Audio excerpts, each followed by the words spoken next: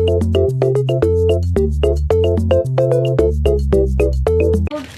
guys! So, dumating na yung order natin na sandals. So, this is my cousin and this is my cousin McRae.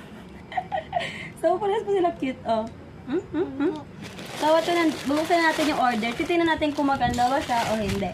So, let's unbox it. Alam mo, nasa 200 plus siya eh.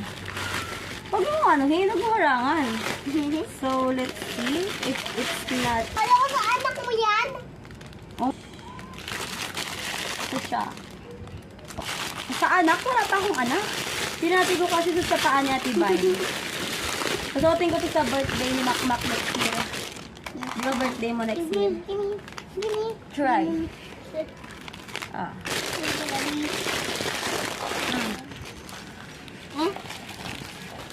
Wow! It really fits to me. Wow. Super fits. Tapos, stretchable pa siya. Loko. Ang klase niya, ang glass din tingnan. Wow. Ben, tutok sa'yo? Super glass niya talaga siya. Like this yung... Oh. Harang gano'n na. Kita mo talaga yung... Grabe. Hagis Yung likod niya may pattern. Pattern. And the size is 38, guys. So, 38 siya. Bagay na bagay talaga to sa dress ko and then denim. So, hinihintay ko na lang yung tops ko and then yung denim wide leg ko kasi I need to try kung maganda siya. Maganda siya pag halo-halo kasi yung tops ko kasi blue siya, navy blue, maroon and then khaki. Khaki yung color niya, like skin tone talaga siya. Hindi ko lang kung babagal siya sa outfit ko kasi sa Christmas party namin, nasusuotin ko is maybe brown or kasi maganda talaga ang glow ko kapag naka-brown ako. Dark color.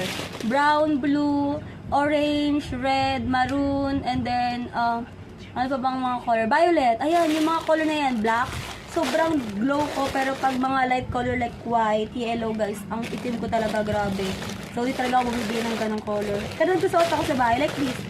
White siya pang school. For 10, it's 9. Kasi wala siyang ribbon. Gusto ko sana may ribbon. Kaya lang di ko pala siya na pindot. Napalitan. So, iba pala yung na-re-enter ko. So, bye guys. Thank you.